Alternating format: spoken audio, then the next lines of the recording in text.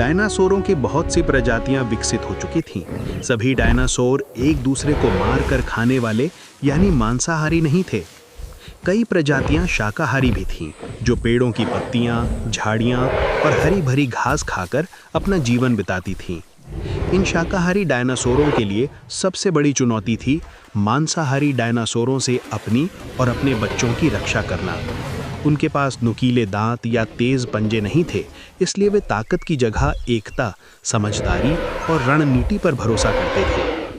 उसी तरह आर्जेंटिनोसॉरस डायनासोर भी थे। ये विशालकाय शाकाहारी जीव हमेशा झुंड में रहना पसंद करते थे, क्योंकि साथ रहने से वे मांसाहारी डायनासोरों के खतरे से सबसे अधिक सुरक्षित रहते थे। झुंड के बीचों बीच उनके छोटे बच्चे चलते थे, जहां वे अधिक सुरक्षित थे। उसी समय थोड़ी दूरी पर घने पेड़ों और झाड़ियों के पीछे एक मांसाहारी डायनासोर चुपचाप छिपा हुआ था। उसकी सांसें धीमी थीं, शरीर जमीन से सटा हुआ था।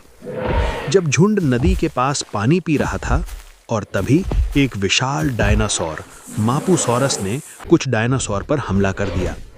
पल भर में पूरा झुंड हरकत में आ गया। बच्चे तुरंत बीच में सिमट गए। बड़े डायनासोरों ने अपने भारी शरीर और मजबूत पूंछों से एक दीवार बना ली। कठोर त्वचा वाला एक विशाल आर्जेंटिनोसॉरस आगे बढ़कर सामने आता है।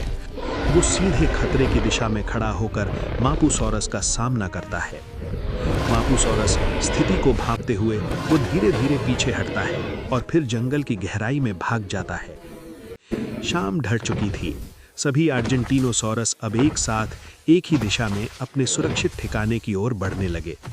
डूबते सूरज की सुनहरी रोशनी उनके विशाल शरीरों पर पड़ रही थी। इसी तरह धरती पर और भी कई डायनासोर प्रजातियां थीं, जो खतरनाक मांसाहारी डायनासोरों से बचने के लिए लगातार नए तरीके खोजते हुए आगे बढ़ रही थीं।